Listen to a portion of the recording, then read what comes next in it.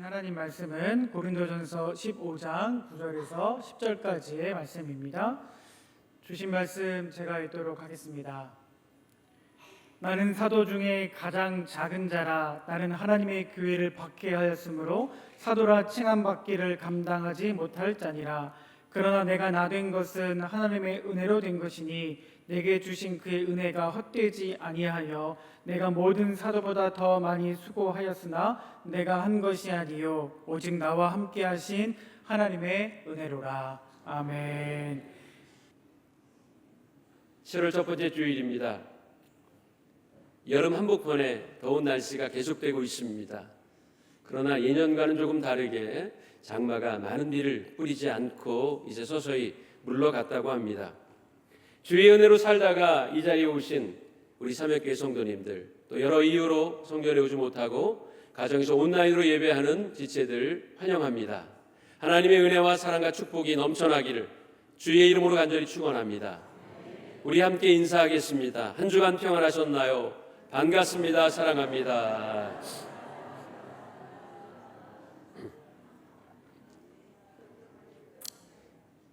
밝게 웃는 여러분들의 얼굴 하나님이 보시고 영광 받아 주실 것 같습니다. 제가 볼 때도 이렇게 좋은데 하나님이 보실 때는 얼마나 좋으실까 하는 생각을 합니다.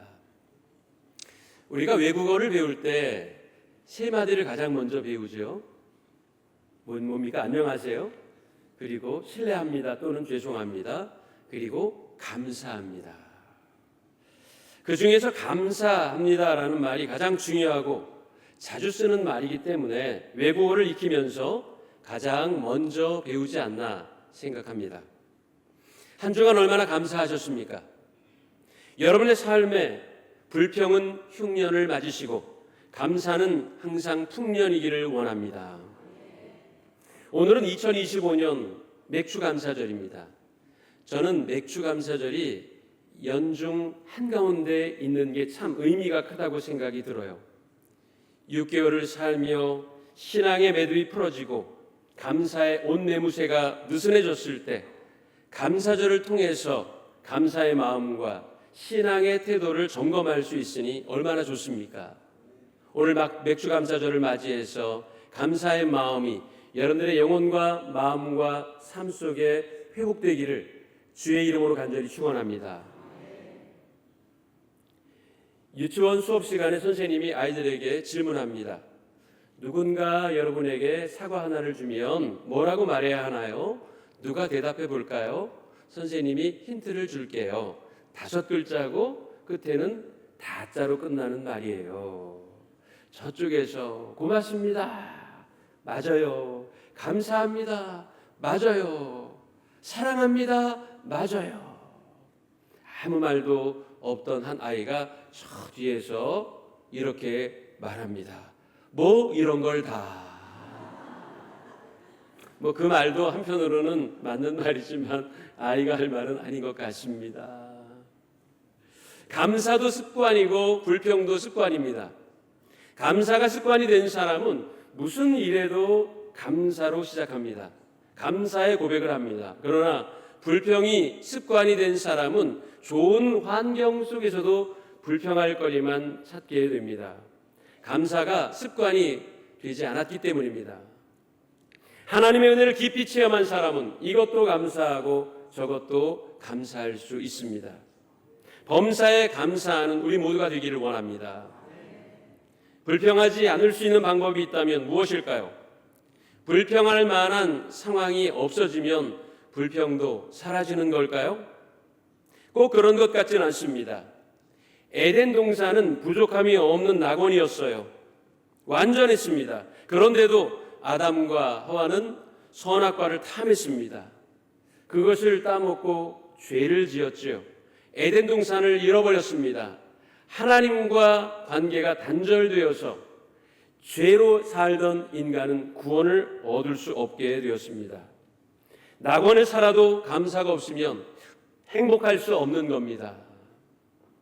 매사에 불평하는 사람의 5가지 특징이 있어요. 첫 번째는 비교의식입니다. 늘 남과 나를 비교해요. 그리고 두 번째는 자존감이 낮습니다. 내가 얼마나 중요한 사람이고 얼마나 고귀한 존재인지를 모르니까 불평하는 겁니다. 세 번째는 귀가 얇아서 남의 말에 이리저리 휘둘립니다. 네 번째는 마음이 너그럽지를 못해서 늘 남을 비난해요. 비난하는 사람의 마음에는 감사가 없습니다. 그리고 다섯 번째는 화를 잘 내며 감정 조절을 잘 못합니다. 여러분들은 혹시 몇 가지에 해당합니까? 하나도 해당되지 않기를 원합니다. 여러분, 불평하는 사람 주위에는 불평하는 사람만 모이고 감사하는 사람의 주변에는 감사하는 사람만 모입니다. 유유상종이라는 말이 있죠.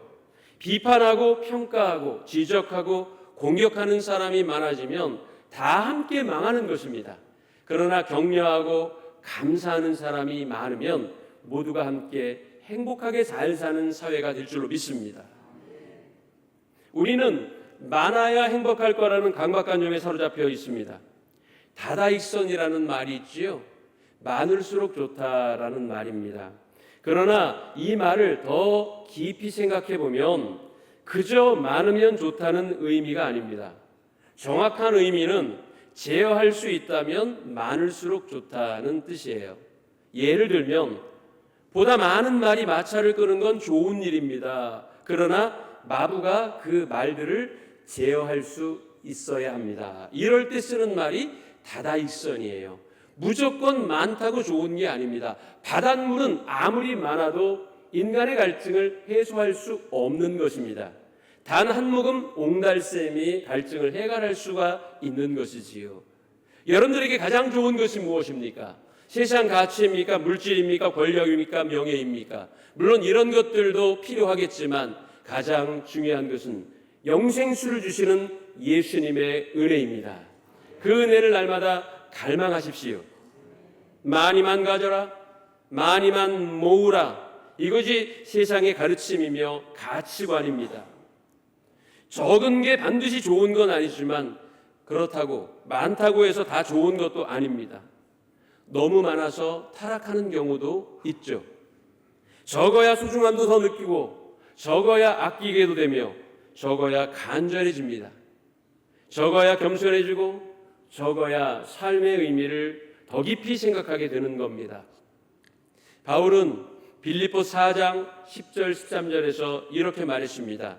조금 긴 구절이지만 굉장히 중요하기에 우리 한 목소리로 한번 읽어볼까요? 내가 주 안에서 크게 기뻐함은 너희가 나를 생각하던 것이 이제 다시 싹이 나미니 너희가 또한 이를 위하여 생각은 하였으나 기회가 없었느니라. 내가 궁핍함으로 말하는 것이 아니니라. 어떠한 형편에든지 나는 자족하기를 배웠노니 나는 비천에 처할 줄도 알고 풍부에 처할 줄도 알아. 모든 일 곧 배부름과 배고픔과 풍부와 궁핍에도 처할 줄 아는 일체의 비결을 배우노라. 내게 능력 주시는 자 안에서 내가 모든 것을 할 수 있느니라. 아멘. 주의 은혜를 소중히 여긴다면 풍부할 때도 반대로 모자랄 때도 흔들리지 않고 감사할 수 있다는 겁니다. 내게 능력 주시는 이 예수 그리스도 안에 있을 때 흔들리지 않는 굳건한 믿음으로 살 수 있습니다. 바울은 오늘 본문 10절에서 은혜라는 단어를 3번씩이나 사용했습니다. 이 한 가지만 보더라도 바울이 얼마나 하나님의 은혜에 감격하며 살았나 하는 것을 알 수 있습니다. 본문을 바탕으로 감사가 충만한 신앙인이 되려면 어떻게 해야 하는지 3가지로 살펴보겠습니다. 첫 번째는 과거의 나를 볼 수 있어야 합니다. 바울의 과거에 대해서 살펴봅시다. 9절에 그는 이렇게 고백하고 있습니다. 나는 사도 중에 가장 작은 자라. 나는 하나님의 교회를 박해하였으므로 사도라 칭함받기를 감당하지 못할 자니라고 했습니다. 바울은 명실공히 위대한 사도임에 틀림없습니다. 많은 지역을 복음화시켰고 많은 교회를 개척했으며 이방인들에게 복음을 전하여서 그들로 회개하게 만들며 구원에 이르도록 힘썼습니다. 복음을 위하여 자기의 목숨까지 아끼지 않고 바친 자가 바로 바울인데, 그는 그럼에도 불구하고 자기를 가리켜 사도 중에 지극히 작은 자, 심지어는 사도라 칭 안 받기에 감당하지 못할 자라고 표현하고 있습니다. 왜 그렇습니까? 과거에 그는 죄인이었기 때문입니다. 그는 하나님의 교회를 핍박하던 자요, 성도들을 박해하던 폭군이었습니다. 하나님과 원수였었습니다. 바울은 과거에 자기가 얼마나 큰 죄인이었는지 그 사실을 깨달았을 때 하나님의 은혜에 참으로 감격할 수밖에 없었습니다. 권리의식을 가지고는 감사할 수 없습니다.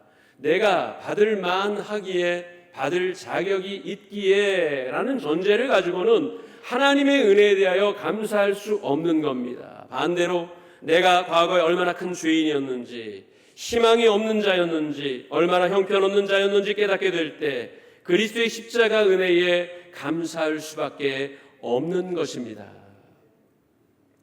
요나단의 아들이며 사루왕의 손자인 무비보삿은 난리통에 도망하다가 떨어져 두 다리를 절게 되었습니다.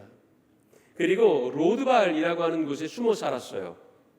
다윗이 정권을 잡자 다윗을 핍박하고 다윗을 죽이려 했던 선왕인 이 사울왕의 손자인 로드발은 목숨의 위협을 느낄 수밖에 없었던 것이죠. 숙청당할까 두려워서 그는 로드발이라고 하는 곳에서 숨어 살았습니다.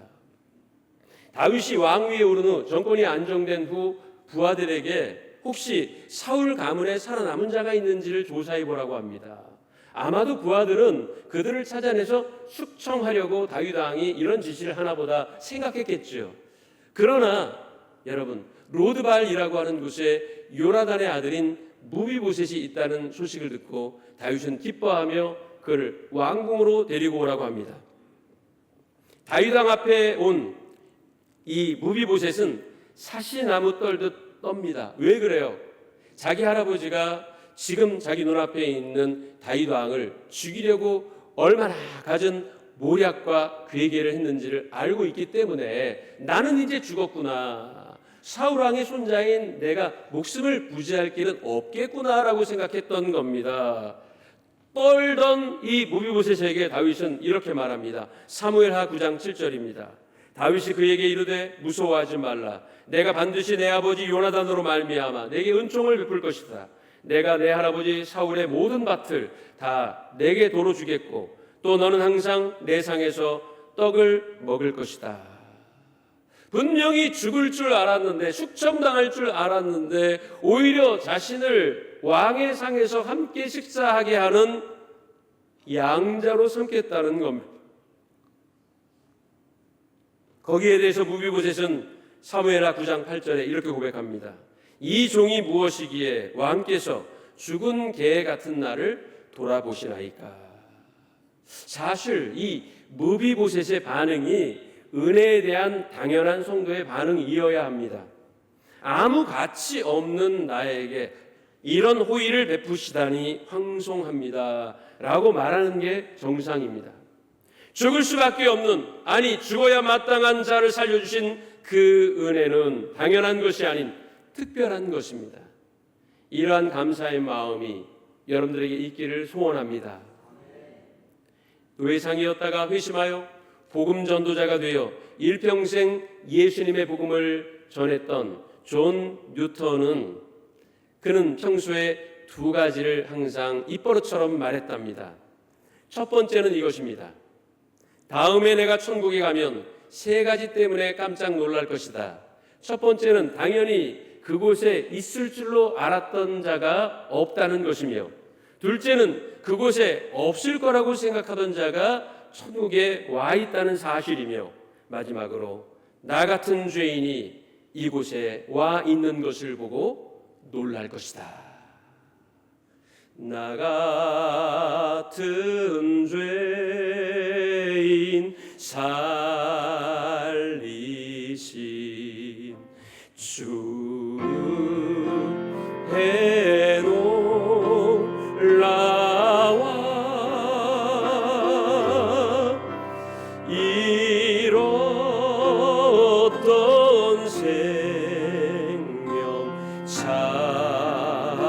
붙잡고 광명을 얻었네.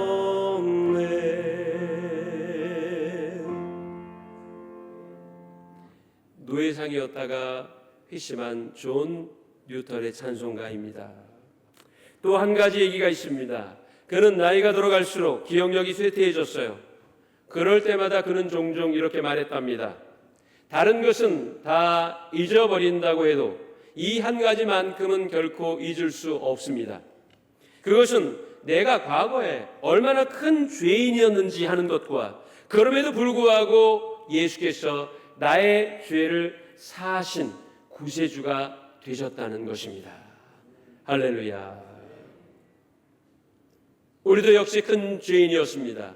죽어야 마땅한 죄인이었습니다. 그러나 예수님은 저와 여러분들의 구세주가 되셨어요.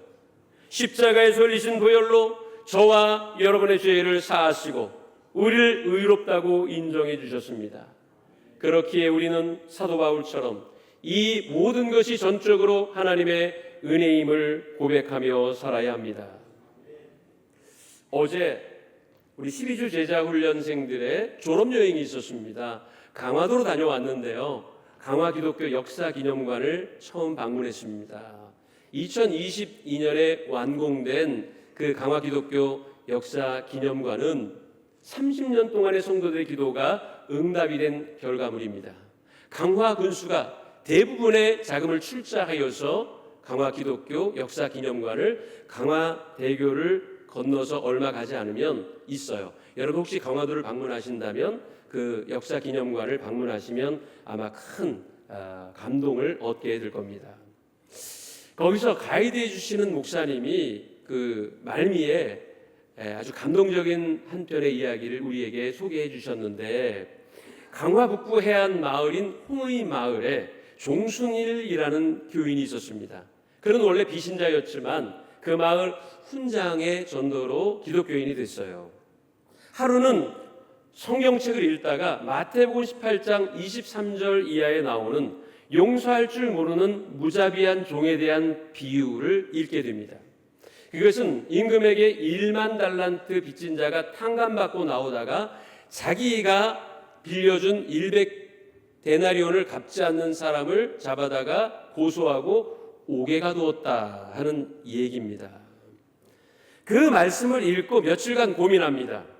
그러다가 주일 오후에 예배를 마친 후 자기에게 돈을 빌려간 마을 사람들을 집으로 불러들였습니다. 그는 강화도에서 둘째 가라면 서러울 큰 부자였거든요. 그래서 강화도에서는 그의 돈을 빌려다 쓰지 않은 사람이 없을 정도였습니다. 그래서 그들은 다 교회에 모이게 되었죠. 마을 사람들은 빌린 돈을 갚으라는 것인가, 아니면 이제 이자율을 높이려니 다음 달부터 이자를 더 많이 가지고 와라, 이렇게 얘기할 것인가 하는 걱정하는 마음을 품고 모였습니다. 그런데 종순일은 마태복음 18장 말씀을 대중들 앞에 읽은 후에 다음과 같이 선언했다고 합니다. 오늘 이 말씀에 나오는 무자비한 종이 바로 접니다. 그런 저 1만 달란트보다 훨씬 많은 빚을 진 저를 용서해 주신 분이 우리 예수 그리스도이십니다. 1만 달란트 빚 탕감 받은 것보다 더 큰 은혜를 받았거늘 여러분에게 돈을 빌려주고 그 돈을 받으려 한 것이 100데나리온 빚진 자를 옥에 가둔 악한 신하와 같다는 걸 깨달았습니다. 오늘 이후로 당신들이 내게 빌린 돈은 모두 탕감합니다. 빈문서를 꺼내 모두가 보는 앞에서 다 불살라 없앴습니다. 행여나 빚독촉을 받는 게 아닌가 두려운 마음으로 왔던 마을 사람들은 놀란 눈으로 그를 바라보았고 감격하여 눈물 흘리게 되었으며 그 마을의 75%의 주민이 기독교인이 되었습니다. 여러분, 우리는 1만 달란트 빚졌다가 탕감받은 신하와 같은 자들입니다. 죄의 그 빚은 우리의 선행과 도덕, 윤리, 철학으로는 해결할 수 없는 것이었어요. 그러나 예수 그리스도께서 십자가에 달리시사 흘리신 그 보혈이 저와 여러분들의 검붉은 죄를 깨끗하게 하시고 용서하셨으며 영원한 생명과 천국의 백성 되게 하신 줄로 믿습니다. 그러니 과거에 파괴적일 수밖에 없었던 죄인인 내가 용서받고 구원을 얻었다는 사실만으로도 우리는 감사할 수밖에 없는 겁니다. 두 번째는 현재 나를 볼 수 있어야 합니다. 참된 신앙인은 모든 것을 하나님의 은혜로 여기며 살아갑니다. 10절에서 바울은 이렇게 고백했습니다. 내가 나 된 것은 하나님의 은혜로 된 것이다. 할렐루야. 우리 함께 같이 고백해 볼까요? 내가 나 된 것은 하나님의 은혜다. 할렐루야. 내가 나 된 것은 하나님의 은혜로 된 것이다. 할렐루야. 박해자, 폭행자였던 자기가 지금 사도가 되어 복음을 전하는 귀중한 사역을 감당할 수 있게 하신 것이 다 하나님의 은혜라는 것입니다. 내 공로는 일체 없고 오직 하나님의 사랑이라는 고백이에요. 갈멜산에서 850명의 이방 선지자들을 이기고 승리한 엘리야는 이세벨이 이를 갈며 자기 측근들을 죽였다는 이유로 엘리야를 죽이려고 자객을 보낸 것을 알게 된 후에 그는 두려워서 광야로 도망합니다. 로뎀 나무 밑에서 하나님, 저 이방 여인 이세벨의 손에 죽느니보다 차라리 하나님의 손에 죽는 것이 나으니 저를 죽여주십시오 라고 한탄하며 이렇게 하나님께 따집니다. 내가 만군의 하나님 여호와께 열심히 유별하오니 이는 이스라엘 자손이 주의 언약을 버리고 주의 제단을 헐며 칼로 주의 선지자들을 죽였으며며 오직 나만 남았거늘 그들이 내 생명을 찾아 빼앗으려 하나이다. 다시 말하면 내가 하나님 앞에 얼마나 열심을 다했습니까? 목숨을 두려워하지 않고 갈멜산에서 850명의 이방 선지자들과 함께 제가 대결할 때 하나님 못 보셨습니까? 내가 얼마나 열심이었는지 하나님 보셨잖아요. 그런데 왜 지금 제 처지를 이렇게까지 사지로 몰아넣는 겁니까? 라고 하나님 앞에 막 불평을 쏟아놓아요. 결국 자기 열심과 업적을 주장한 겁니다. 어려움이 없는 인생, 환난과 고난이 없는 인생이라면 더 좋겠죠. 그러나 저는 고난은 축복의 또 다른 이름이라고 생각합니다. 여러분, 정해진 거리를 달려 순위를 정하는 육상 경기나 빙상 및 수상 경기에서 좋은 기록을 내려면 어떻게 해야 할까요? 보통 육상 경기는 8레인의 선수들이 8명이 함께 뛰잖아요. 그렇다면 세계 랭킹도 낮고 기록도 나보다 한참 뒤처지는 선수가 내 옆에 뛰어야 내 경기력이 올라갈까요? 아니면은 나보다 훨씬 세계 랭킹도 높고 또 기록도 좋은 선수가 옆에 있어야 내 경기력도 올라갈까요? 두 번째입니다. 나보다 못하는 선수가 옆에 있으면은요, 내가 한참 그를 뒤에 놓고 달리기 때문에 안일해져요. 아, 내가 천천히 달려도 내가 이길 수 있겠구나. 그러나 나보다 경기력이 높은 선수가 옆레인에 배정되면요, 그를 이기려고 기를 쓰는 거예요. 경쟁자가 없으면 아무래도 안일해질 수밖에 없지요. 그러나 여러분, 경쟁자가 옆에 있으면, 고난이 생기면, 환난이 있으면 오히려 그 환난과 고난을 이기려고 하나님께 기도하게 되고 하나님께 발버둥치게 되고 믿음으로 살아가게 됩니다. 그것이 여러분들의 인생을 성공으로 이끌어주게 되는 견인차가 될 줄로 믿습니다.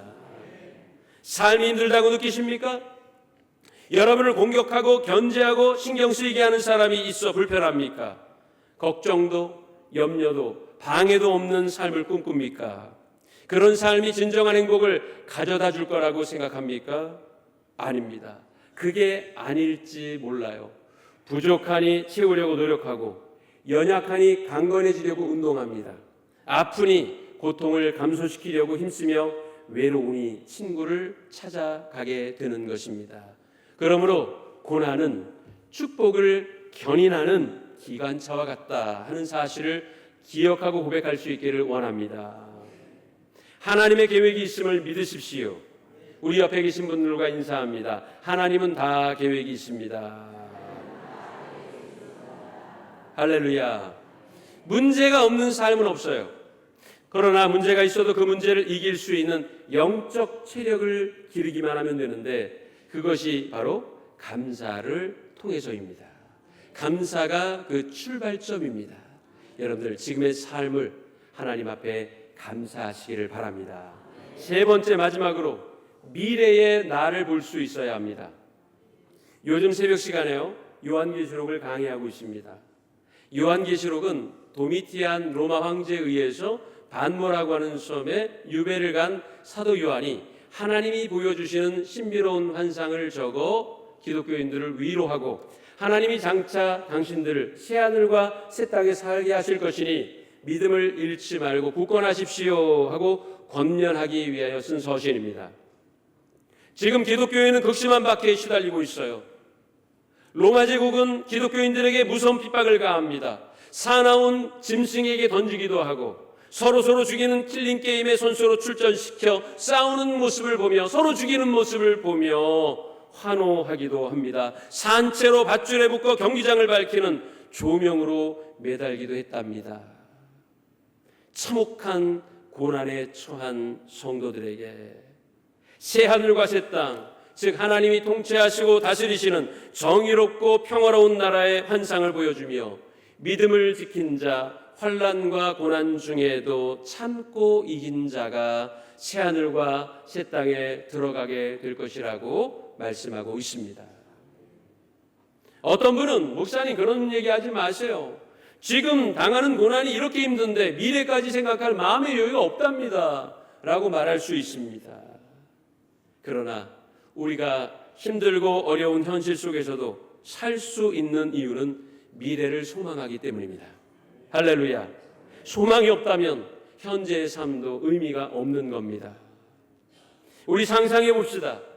여러분들, 제가 말씀드리는 이 말씀을 머릿속으로 한번 상상해 보는 거예요. 인생의 거친 광야, 깊은 홍해 물결, 높은 산을 다 지나 천국문 앞에 도착한 여러분들의 모습을 한번 상상하세요.